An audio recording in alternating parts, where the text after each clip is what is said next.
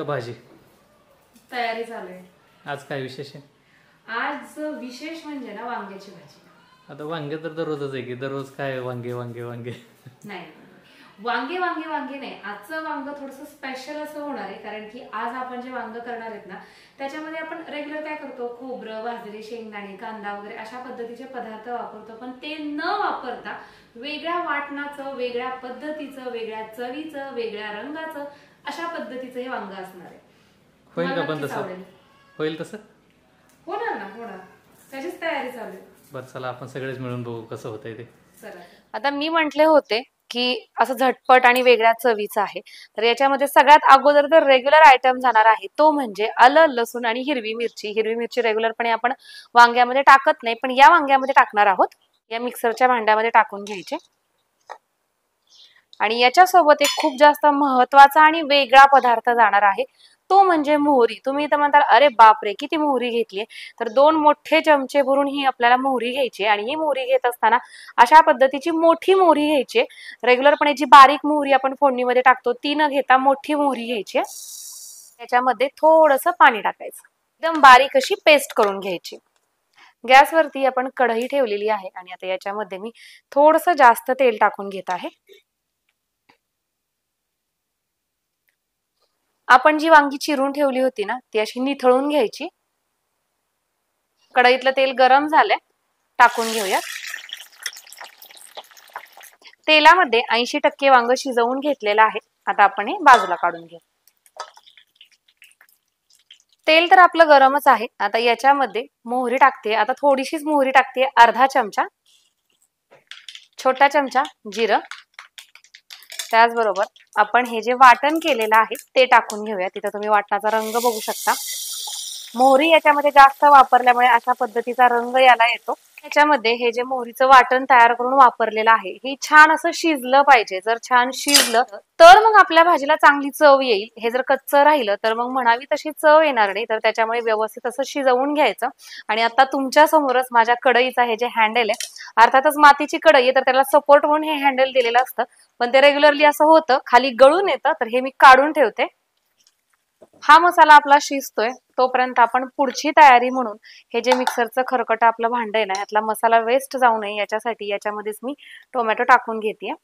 एक मोठ्या आकाराचा टोमॅटो आणि पेस्ट करून घ्यायची. इथे तुम्ही बघू शकता मगाशी ही ग्रेव्ही कशी दिसत होती आणि आता हे आपली ग्रेव्ही किंवा हे जे वाटण आहे ते कशा पद्धतीचं दिसते. मोहरी व्यवस्थित अशी शिजली गेलेली आहे. आता आपण याच्यामध्ये काय करणार आहोत, हे टोमॅटो टाकून घ्यायचा. आता इथे तुम्ही हे भांड विसळून याच्यामध्ये टाका. आणि आता हा टोमॅटो पण छान व्यवस्थित असा शिजवून घ्यायचा.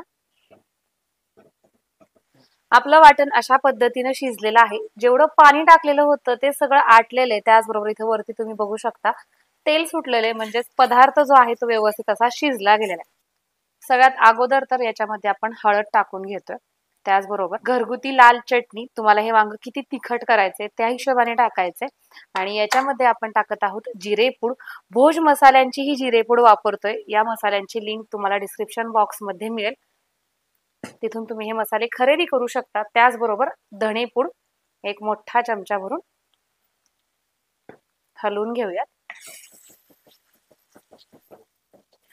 मसाले सुद्धा या तेलामध्ये छान असे शिजले गेलेले आहेत. याच्यामध्ये आता आपण पाणी ओततोय. तर सुरुवातीला थोडंसं पाणी ओतलेलं आहे आणि याला छान अशी एक उकळी येऊ द्यात, म्हणजे तेल वरती याला येतं आणि मग नंतर आपल्या भाजीला सुद्धा छान तेल दिसतं. झाली का नाही भाजी? झाली. वांगे मगाशी शिजवून घेतले आहेत आपण अर्धवट. आता फक्त एक 5 मिनिट द्या म्हणजे मग झालं. आता इथं बघताय तुम्ही छान असं याला तेल दिसत आहे. ही वांगी टाकून घ्यायची. आता हे ना तुम्ही अशाच पद्धतीचं सुक्क वांग सुद्धा ठेवू शकता, अगदी सरभरीत ज्याला आपण म्हणतो ना तसं सुद्धा ठेवू शकता, किंवा याच्यामध्ये थोडंसं पाणी देखील ऍड करू शकता माझ्यासारखं. सगळ्यात शेवटी चवीनुसार मीठ.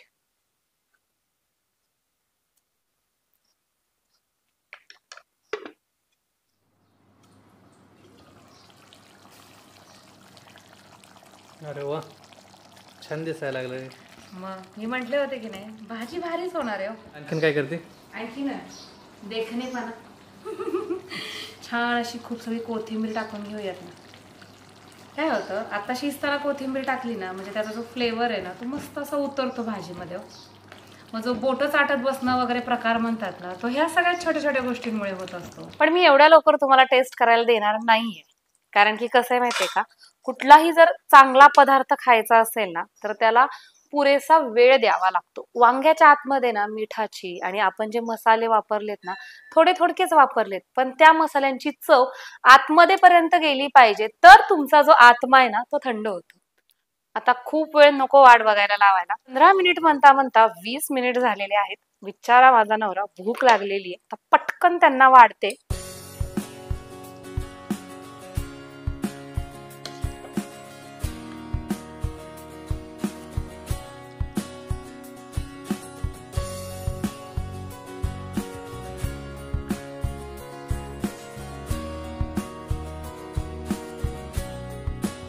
मगापासून किती वेळ झालं कालवा चाललाय, झाली का भाजी, झाली का भाजी, आता कुठं गेले.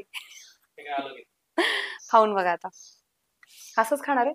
मग टेस्ट तर समजली पाहिजे ना. बरोबर आहे. ओरिजिनल त्याचा फ्लेवर कसा आहे, कारण की मोहरी याच्या अगोदर एवढ्या प्रमाणात ह्यांनी कधी खाल्लेली आहे का नाही माहिती नाही.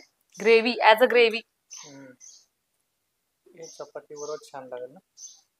नाही तसं काही नाही, भाकरी बरोबर, चपाती बरोबर, भाता बरोबर सुद्धा खूप छान लागतं. मस्त लागते. असं तोंडाला पाणी सुटतं. खरं का? काय करतो, हा, चपाती घेतो, जेवायला बसतो, तोवर भात लावतो. बर. ते दोन्हीकडनं होतंय ते, असं भात लावून पण होतंय. चला, ह्यांना तर आवडली. तुमच्या नवरोबाला सुद्धा ट्राय करून खाऊ घाला. मोहरीचं वाटण नक्कीच. मोहरीचं वाटण तयार करून केलेली ही वांग्याची भाजी. मला कमेंट करून सांगा तुमच्या घरच्यांना कशी वाटली. रेसिपी आवडली असेल तर व्हिडिओला लाईक करा, चॅनलला सबस्क्राईब केलेलं नसेल तर सबस्क्राईब करा. सोबतच सध्या ना आपले व्हिडिओ शेअर करण्याची खूप जास्त गरज आहे, तर नक्की शेअर करा. पुन्हा एकदा भेटूयात अशाच एका छानशा रेसिपी सोबत. तोपर्यंत बाय.